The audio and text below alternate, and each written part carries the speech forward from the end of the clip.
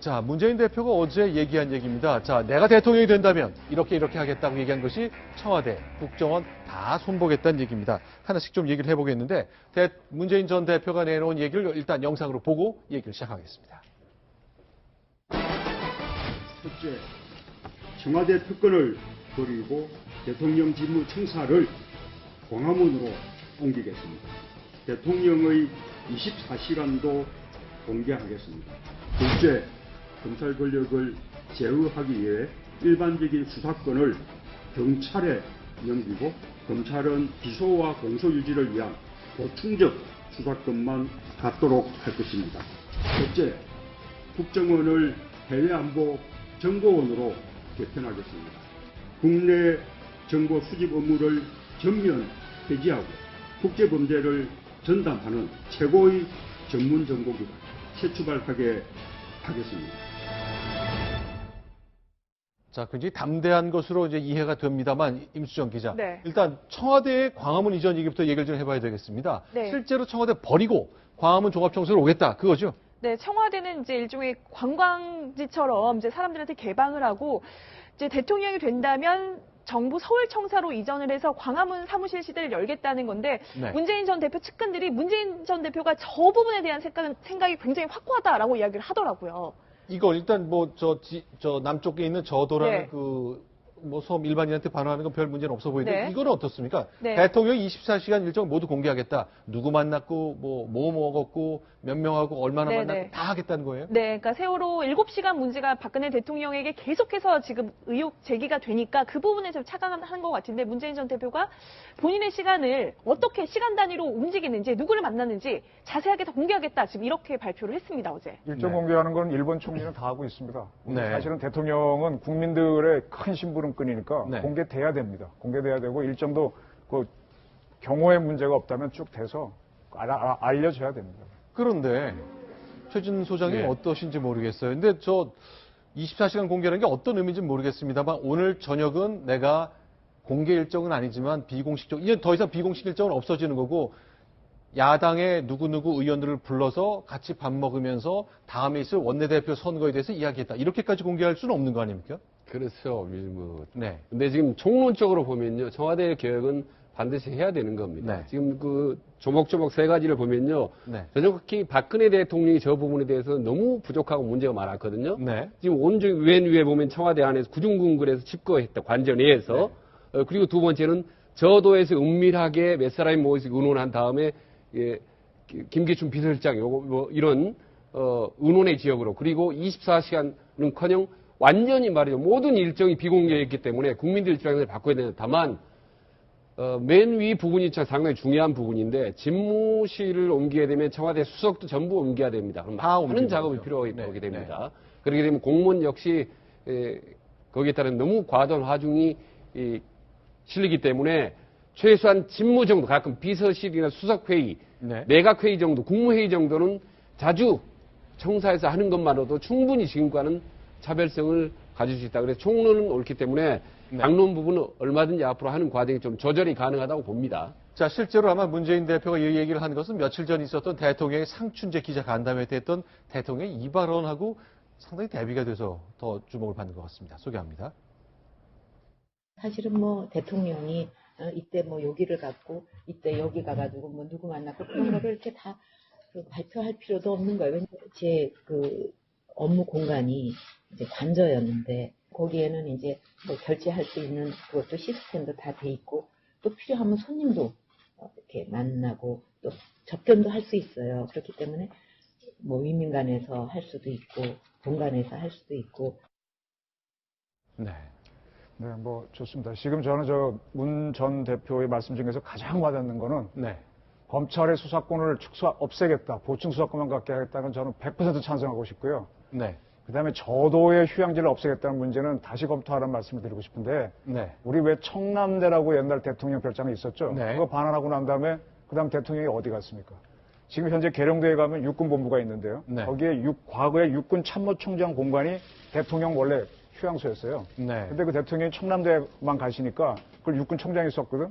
근데 참모총장 공간은 그렇게 되니까 차장 공간은 차장은 또 총장 공간으로 와서 십몇 년을 써왔는데 노무현 정부 때 청남대를 반환하고 나서는요. 네. 계룡대에 있는 원래 내가 거기 가겠다라고 해가지고 난리가 났었어요. 그래서 새로 거기 별장을 만들어줬다가 그 다음에 저도를 지금 다시 활용하는데요. 네. 대통령은 분명히 휴양 공간이 필요합니다. 미국도 캠프 데이비드라는 게 있는데 네. 이것저것 다 없애고 대통령을 어떻게 지냅니까? 그래서 저걸 없애면은 일만 하는 게 아니라 일하면서 농땡이를 부리게 됩니다. 그래서 저는 저거는 반대입니다. 쉬시면서 일하시고. 알겠습니다. 자, 임수정 기자, 네. 이제 주목해야 될 것 중에 하나가 이제 검찰 개혁 얘기인데 의지가 대단하다고 봐야 되죠. 네, 문재인 전 대표가 어제 그 말을 했어요. 노무현 정부 때 검찰개혁 제대로 못한 게 한이 된다 이런 표현을 썼는데요. 일단 검찰이 수사권과 기소권을 가지고 있잖아요. 이 수사권을 경찰로 이전하겠다. 그리고 자치경찰을 전국적으로 확대하겠다. 그리고 뭐 전직 대통령이나 국회의원 같은 그 고위공직자 비리를 이제 수사를 하는 수사처를 신설해서 기소권과 수사권을 모두 주도록 하겠다라는 개혁안을 어제 발표했습니다. 자, 한이 맺혔다고 얘기했거든요. 실제로 저희가 보면 글쎄요.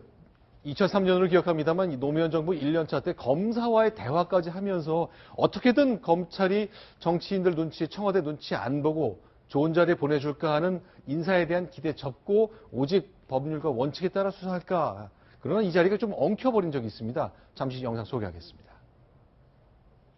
과거 독재 정권 하에서 있었던 인적 청산과 어떤 차이가 있는지 내가 잔재주나 가지고 여러분들하고 대화해서 여러분들을 제압하려고 하는 그런 그 인품의 사람으로 좀 비하하는 그런 뜻이 들어 있습니다. 난 상당히 그 모욕감을 느끼지만 이 자리에서 모욕 안 느끼도록 하고 토론에 지장 없이 서로 웃으며 넘어갑시다. 대통령에 취임하시기 전에 부산 동부지청장에게 청탁 전화를 하신 적이 있습니다. 그때는 왜 검찰에 전화를 하셨습니까? 이쯤 가면 막 하자는 거죠? 네. 그러나 이제 노무현 정부가 가장 검찰의 수사 이렇게 해라 저렇게 해라 상대적으로 그것이 적었다고 사람들이 얘기를 하고 있습니다. 저는 그 법조인이다 보니까 노무현 대통령의, 문재인 전 대표의 그 공약이라고 그래야 되나요? 네. 그 중에서 그 검찰 개혁이 가장 와닿고 네. 저는 당위적으로 해야 한다고 봅니다. 네. 그런데 검찰이 지금 가장 강력하게 지금 반발하는 게 바로 검찰의 수사권을 뺏는 거거든요.